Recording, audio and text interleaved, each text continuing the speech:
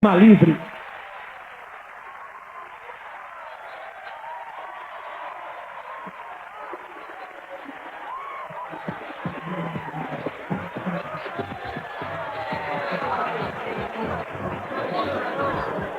Tudo bem? Bem. Tudo certinho? Entramos na hora ou não? Tá certo. Tá certo? Mas sabe que uma coisa que me chama a atenção é sempre assim, toda vez que o senhor entra com o relógio na mão. É hábito? O senhor sempre anda com o relógio na mão assim? Eu adquiri esse hábito naquela época e não perdi mais não. Que coisa. É uma maneira de ter ideia do tempo. O senhor acha que tempo é dinheiro? No caso da minha especialidade, tempo é músculo. Quando o indivíduo, por exemplo, tem um infarto, se rapidamente ele não é atendido hoje em dia, o músculo cardíaco vai morrendo. Então, tempo é dinheiro, tempo é músculo, é vida também. Tá bom. Vamos lá, começando a perguntar para Enéas aqui. Quem começa perguntando? Primeira pergunta aqui. Fala, garota. Eu queria saber o que ele acha do acordo que foi feito com a FMI.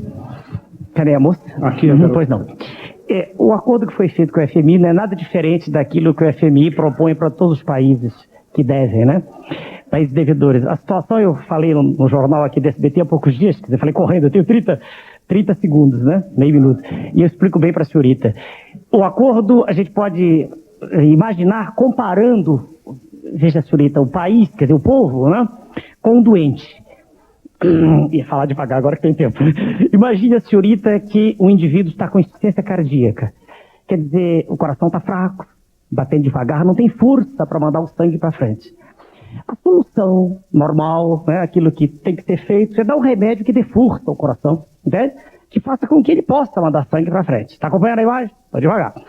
Agora, imagine que chega alguém e diz assim, não precisa dar força para o coração, não. Se nós diminuirmos o consumo, vai melhorar, quer ver? Corte as pernas do sujeito, aí amputa as duas pernas. Corte os braços, corta o nariz, corta os órgãos genitais, corta tudo que for dispensável. Fica só o tronco e o coração batendo, aí o sujeito melhora. Apesar do coração estar fraco, é a receita do FMI pro Brasil, entendeu? Tira habitação, tira roupa, tira tudo de todo mundo, tira comida. Aí o desespero, as empresas falindo, aí tá bem, entende? É essa a receita do FMI. Fala, garoto. Esse é o acordo assinado. Boa tarde. Boa tarde. Nas suas apresentações, você sempre fala que existe uma crise política no Brasil e critica muito isso, que tudo está ruim. E acontece que no mundo existe uma crise econômica, e no Brasil principalmente existe essa crise econômica. Então, por que não existe um pouco de pragmatismo da sua parte em dizer que a crise é política e atacar isso com tanto afinco nas suas apresentações? Veja, senhorita, eu não falo de crise política, disso todo mundo fala. Eu falo mais de crise de confiança, de crédito. O que eu digo é que as instituições hoje, não somente as políticas, não. As instituições como um todo não são mais uma coisa em que se acredite. Quando a senhorita nova entra no hospital, a senhorita tem medo do que vai acontecer. Se seus pais a mandam para a escola, ficam preocupados com aquilo que a senhorita vai aprender. A crise hoje é de confiança.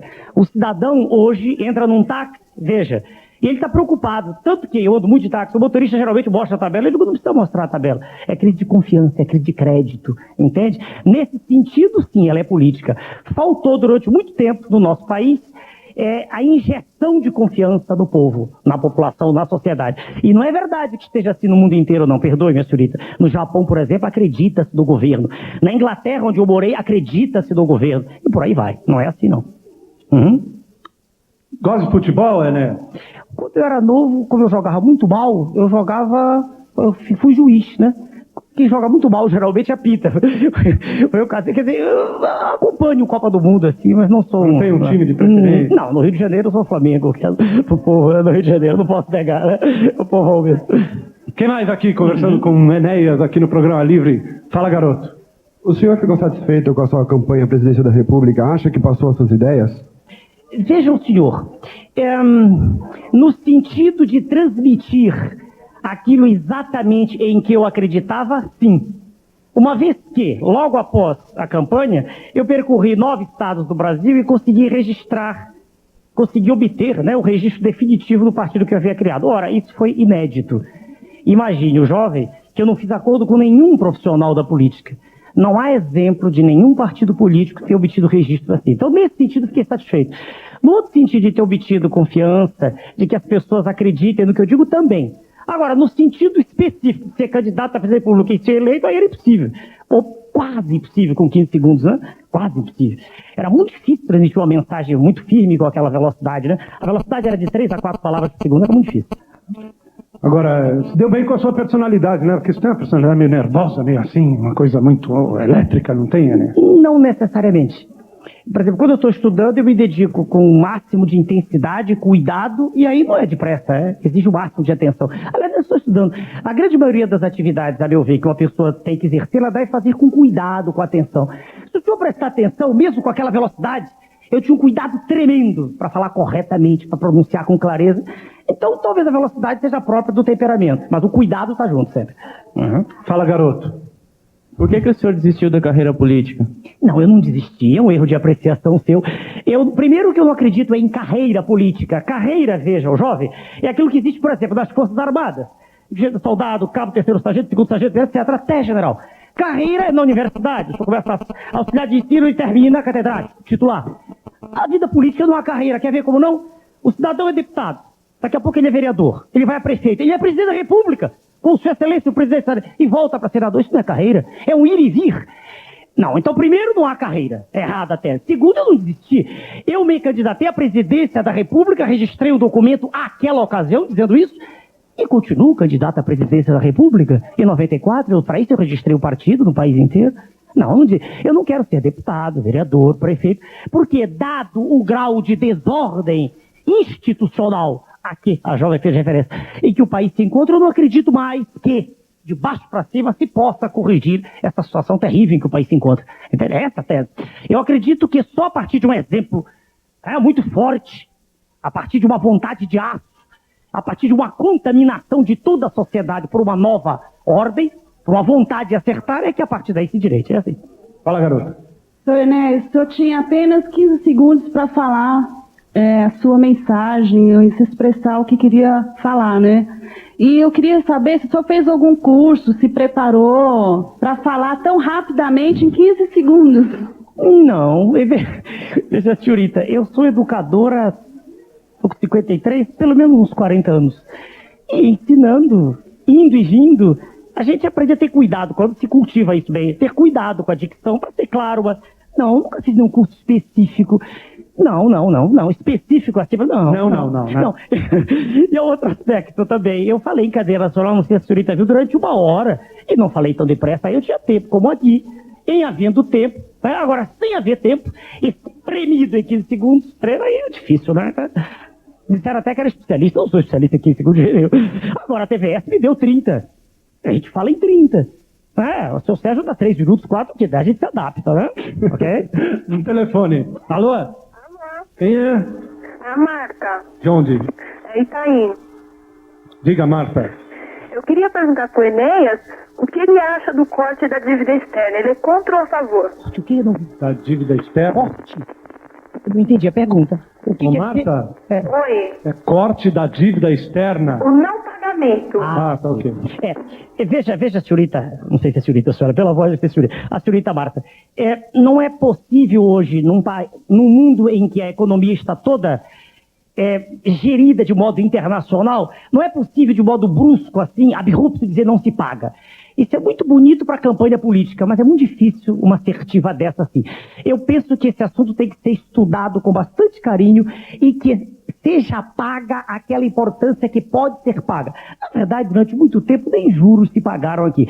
Deixe-me fundo na questão. O grande problema do Brasil não é a dívida externa.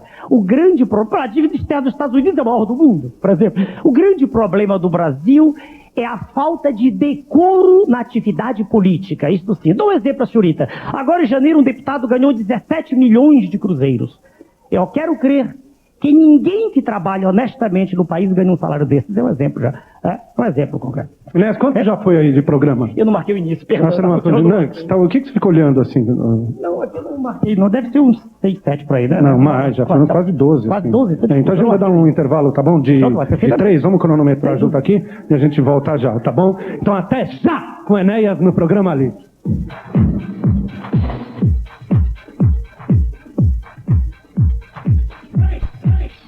A sua opinião sobre a situação dos aposentados no nosso país? Isso se transformou agora nos últimos dias, né?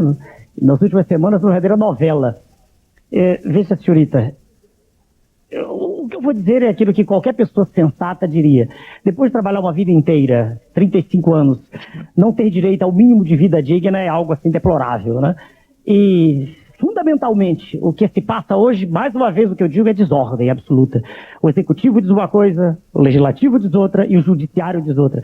Chegou-se a uma situação, a um impasse, a meu ver, em que o que um juiz de primeira instância diz não é a mesma coisa que diz o juiz do Supremo, a autoridade do Supremo Tribunal Federal. É um caos institucional. Se a senhorita perguntar como é que eu me sinto, muito mal, né? Com muita tristeza, principalmente depois do que houve agora em Santa Catarina, depois que foram espancados alguns aposentados. Isso reflete o país como um todo, não é um caso isolado. É o aposentado no fim da vida e a criança no início, cheirando cola na rua, morando na rua. O fenômeno é o mesmo. Há um descaso pelo cidadão, é a mesma coisa. Enéas, vamos falar um pouco de comportamento? Eu queria que você falasse um pouco dos cabeludos. O que você acha? O cabelo voltou à moda, né? Dos jovens cabeludos. Houve uma época em que eu tinha cabelo, claro. Difícil, veja bem. Mas, esteticamente, assim, sua avaliação. Como é que eu vou responder? A pessoa tem direito de se vestir, de se comportar como ela deseja, desde que não faça mal a ninguém. Eu vou dar um exemplo aqui de público, aqui, uma coisa que me perguntaram logo depois das eleições. Eu estava em Brasília e havia de 200 é o número médio, não contei se era 198, 201, número enorme de jornalistas. Aí um perguntou assim, o senhor Zanga te fez uma pergunta íntima, eu fiquei pensando, meu Deus, o que é que vem, né?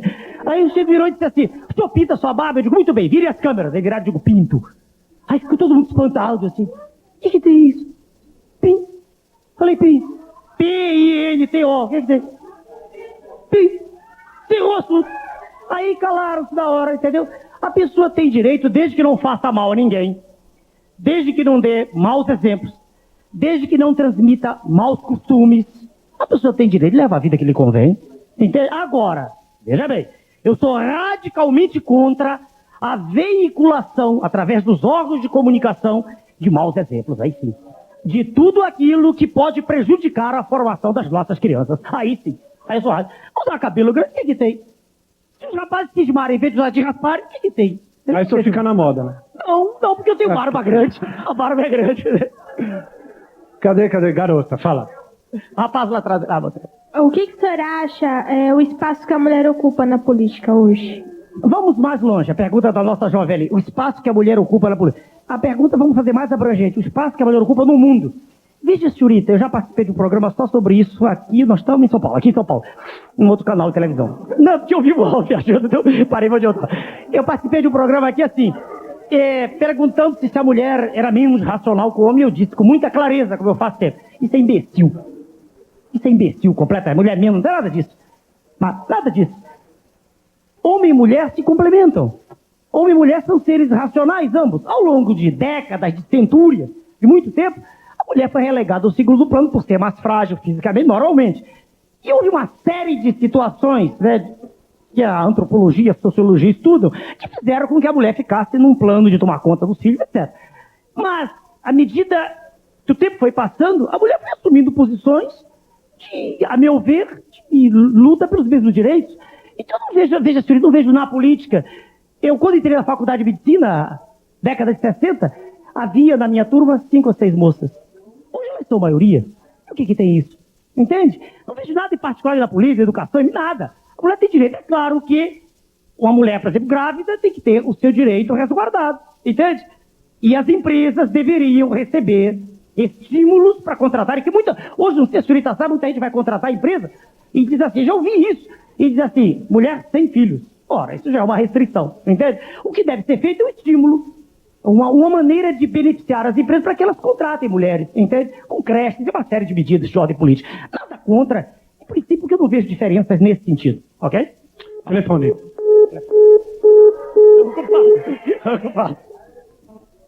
Alô? Alô? Enéas, como é que você se sente mais satisfeito, como médico ou como político? Todas as vezes em que eu estou fazendo uma coisa, eu tento dar o melhor de mim mesmo. Eu costumo, quando faço palestras para estudantes, é claro, eu dizer o seguinte, se o senhor limpa o chão, faça-o o melhor possível. Quando dou aula, eu dou de mim. Tanto que tenho laringite crônica, porque eu berrava quando queria usar alto-falante e não deixavam. Laringite crônica. Entende? É verdade. Entende? Como médico, eu dou melhor de mim, no plantão, agora eu não tiro mais plantão, mas continuar agora. Como político, eu tento ser o que fui. Eu assinei um documento dizendo não sou candidato a nenhum outro cargo. Mantenho minha palavra. Sou candidata, não quero fazer disso profissão, entendeu? Sou candidata à presidência da República. Mantenho. Então, em política, em medicina, ou como professor, ou como qualquer outra coisa que eu fizesse, como comentarista, que eu tento dar de mim o melhor. Entendeu? Essa é uma lição que eu dou para todo mundo que é novo. Fazer o melhor possível. Seja qual for a forma de trabalho, ela é sempre bela, ela é sempre bonita, ela deve ser sempre respeitada. É essa mensagem que eu dou de educador, sempre. Entendeu? Agora, Enéas, como candidato à presidência da República, você vai para competir ou você vai para ganhar a próxima vez? A pergunta do senhor Sérgio vai competir ou ganhar? É difícil dizer se vai ganhar, não sei. Eu dizer para o senhor o seguinte, o senhor me perguntou e com isso o senhor me dá a oportunidade. Eu recebi hoje a casa do SEDEX de um colega meu do Rio Grande do Sul, não sei se está me vendo, é um professor de faculdade lá e dá aula de antropologia filosófica, o professor Irapuã Teixeira. Ele me mandou um exemplar do jornal 0 Hora, de 24 de novembro, que houve o Ibope. Ibope feito pela instituição chamada Ibope mesmo. Não é Ibope feito por qualquer pessoa, que a palavra já está no dicionário. Feito por esse órgão, Ibope. E do Rio Grande do Sul houve o resultado, o senhor mostra depois na Câmara aí. Lá o senhor Brizola teve 49% das intenções de voto, o que é natural, no Rio Grande do Sul a penetração grande. Em segundo lugar, o senhor Luiz Inácio com 12%. Aí eles somaram os votos em branco, aqueles que votaram com voto nulo, e quem disse nenhum deu 11%, e Enéas teve 7% do eleitorado do Rio Grande do Sul. O curioso é que todos os outros candidatos tiveram representação da pesquisa desprezível, de 4%, 2%, 1%. O professor Sérgio está aqui na mão, se eu quiser checar. Tá bom, a gente vai jornal mostrando. 0 Hora. Quer dizer, na massa, no meio do povo, as ideias da gente já existem, já estão, né? Já estão Ok. lá. Enquanto a gente vê aqui, vamos para um telefone. Alô? Alô? Quem é? Alô? Quem é? Geraldo. De onde? Vila Matilde, São Paulo. Diga, Geraldo. Ô, Enéas, eu gostaria de saber de você, se o PT tivesse ganho as eleições, se as coisas não estariam em melhores condições para o Brasil. Sem dúvida! Sem nenhuma dúvida! Sem dúvida! Sem nenhuma dúvida! Mas sem dúvida! Sem nenhuma dúvida! Sem sombra de dúvida!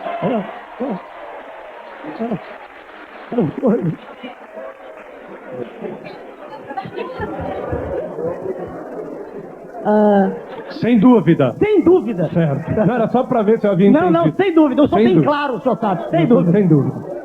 Fala, garoto. Boa tarde. O senhor vai ser candidato novamente a presidente. Eu queria saber quais seriam as suas medidas para melhorar a condição de ensino no Brasil, já que hoje o bom ensino é privilégio de poucos. Veja, a senhorita exige de mim uma capacidade de síntese extraordinária, porque eu estou olhando para nós temos pouco tempo.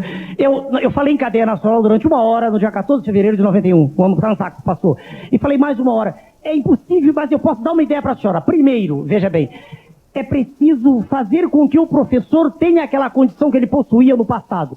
Ele tem que ser respeitado pela sociedade, para isso ele precisa ganhar bem. Há uma inversão de valores brutal na sociedade odierna, aqui no Brasil. Professor hoje, veja, a senhorita, ganha menos que qualquer outra categoria. O professor não tem mais, ele não gosta mais de nenhum respeito à sociedade. Que é a primeira coisa. Segundo, reciclagem. É importante, o professor não tem culpa de estar mal preparado. Hoje, fala-se mal no Brasil, escreve-se pior. Nem a língua pátria ninguém sabe, mas ninguém tem culpa, os senhores não têm culpa. É preciso ver, senhorita, uma reformulação global nisso, global. É preciso padronizar livro didático, acabar com essa história de livro de 4 cores, 3, 4, 5, 6 livros do mesmo assunto. Uma criança, um menino entra para a escola, tem que comprar um número enorme, não há necessidade disso. Nós somos um país pobre. Padronizar, como a Itália fez, um currículo mínimo para o Brasil todo. Todo. E a escola do rico, aquela como a escola, por exemplo, minha filha estuda, escola que pode dar, mas ela dá mais se ela quiser. Ela ensina alemão, mas haverá um currículo mínimo obrigatório. Isso você entende em alguns segundos para lhe dizer. É reformulação global de princípios. Porque, na verdade, veja, eu não penso, e nunca disse isso em nenhum programa, em nenhum lugar, eu não penso na sociedade igual. Pessoas dizem, não existe. Isso é um sonho. Eu penso em igualdade de oportunidades. Veja, senhorita, que o meu filho, o filho do servente, o filho do médico, do engenheiro, que ele tem os mesmos direitos, e aí sim, a potencialidade dele é que virá à tona. o esforço, que tem gente que não quer estudar, é o direito que tem, ninguém pode obrigar todo mundo, tá entendendo? É igualdade de oportunidades, aí sim. E não pode ser, perdoe essa bagunça que aí está, não pode ser, tá? Ok? Bom, eu tenho duas perguntas. Primeira, quando o senhor for eleito, quais seriam... Muito obrigado, quando? O senhor acredita, então? Eu acredito no senhor. Muito obrigado. Não é em mim, é na eleição. Ser eleito não depende só de mim, veja o senhor. Se eu tiver tempo, eu não tenho dúvida. Se eu tiver tempo, eu passo como um trator em cima dos adversários, não tenho dúvida. Não tem dúvida. Mas eu não sei se terei tempo, entende? Posso falar? Não, eu queria só agradecer, o senhor disse quando. Esse quando Qual seriam as suas prioridades? E segunda, qual a opinião do senhor sobre a atual situação da ex-União Soviética? Tá informado, é triste a gente dizer, mas é isso mesmo. Veja bem. Primeiro, prioridade. Há uma coisa que é mais importante do que qualquer outra, veja o senhor. É fazer com que o cidadão comum não é aquele que está em Brasília, no Congresso, nas assembleias, não é isso. O cidadão comum é aquele que trabalha, que produz. Então veja o senhor, o primeiro ponto é fazer com que o cidadão comum acredite no governo. E eu lhe dou um exemplo e dou sempre esse mesmo exemplo. O senhor está marcando o tempo, não está, senhor? Eu estou olhando aqui. Está tudo aqui no... Primeira coisa, o senhor se lembra de 1986, o senhor Jorge vai lembra, Plano Cruzado? O senhor lembra daquela euforia, daquela situação em que cada pessoa acreditava? Pense em algo semelhante a isso. Pense no povo inteiro galvanizado, acreditando em quem dirige a nação. Tá? Isso é a primeira coisa. Isso é mais importante do que qualquer outra. É crédito, é confiança. É a pessoa dizer, não, o presidente está dizendo isso hoje e vai confirmar amanhã. Ele não vai dizer hoje uma coisa e amanhã outra. Entende? Ele vai ter palavra, ele vai ser digno, ele vai ter decência. Isso é a primeira coisa. A partir daí, veja, o resto tudo é quase consenso. É uma injeção gigantesca na economia. O Brasil está indo para o fundo do poço, meu jovem. Está sendo destruída a indústria nacional. Estão sendo aviltados os valores produtivos do país. Relatório moderno eu trouxe, da revista Exame, do Sr. Keynes, mostra que cerca de metade das empresas trabalhou com uma faixa de margem de lucro que é inferior à rentabilidade do FGTS. Não há mais nenhum interesse de investir no país. Então nós estamos numa situação muito ruim. A primeira coisa é essa, confiança. E quando eu digo confiança, não é só a classe empresarial que vai ter confiança. O cidadão comum. Eu vou dizer para o senhor, eu estive em Roraima, numa cidade chamada Caracaraí, lá em cima. Lá em cima. Caracaraí, uma cidadezinha. Em cima que eu digo no norte do país, eu botei para cima. Lá em cima. Nós estamos no sul, estamos em São Paulo, lá em cima. Sudeste nós estamos, quase no sul. Pois bem, e uma senhora perguntou, mas doutor Enésio, eu estava formando o partido. Eu bati numa casa humilde, né? Ela disse, doutor Enésio, e eu vou morar sempre aqui. Eu disse, eu não sei. Eu não posso dizer para a senhora que a riqueza nacional dá para construir casa boa para todo mundo. Eu não posso afirmar ainda. Eu não tenho dados se nem eles se entendem. Se o executivo diz uma coisa, o Tribunal de Contas diz outra, se nem eles, como é que aqui de fora eu vou me entender? Entende? Eu não sei a totalidade dos recursos disponíveis. Eu sei uma coisa. Seu filho irá para a escola, como eu fui no meu tempo, apesar de origem humilde. Porque é através da educação que ele poderá ir. Seu garoto, e ela assinou a ficha do partido, né? Dizendo a verdade. Então esse é o primeiro ponto. Agora o senhor perguntou sobre a ex-União Soviética. Eu vi a fragmentação, o esfacelamento da República, eu vi com tristeza. Não posso negar. Tristeza profunda. Está provado que o ser humano quer competir. Não adianta. Não adianta lutar contra a iniciativa privada que eles fizeram lá. Do ponto de vista econômico, não adianta. Isso é um sonho que tem que ser derriscado, quer dizer, eliminado. Tem que deixar de iniciativa privada, não há como lutar. Mas aquela fragmentação, aquele esfacelamento me entristeceram, senhor. O que vai ocorrer, ninguém sabe. Ali é um barril de pólvora agora, né? Barril de pólvora, ninguém sabe. Mas uma coisa também para mim ficou evidente. É loucura, chega a ser até estrionice, chega a fazer rir e querer lutar contra o nacionalismo. Essa gritaria que aí dessa corrente neoliberal. Não, sabe por quê? Porque isso está sendo visto lá agora, veja o senhor. Lá agora as diversas repúblicas, cada uma delas está com explosão de quê? Se não de nacionalismo. Entende? Essa é a minha resposta, senhor. O que vai ocorrer, ninguém sabe, tá? Enéas, sem dúvida foi uma grande entrevista. Queria agradecer Muito obrigado por ter vindo aqui. Muito obrigado. Muito obrigado. Muito obrigado. E volte. Muito obrigado. O Programa Livre vai dar um tempo e vai falar já sobre as torcidas organizadas. Até já, sem dúvida. Muito obrigado.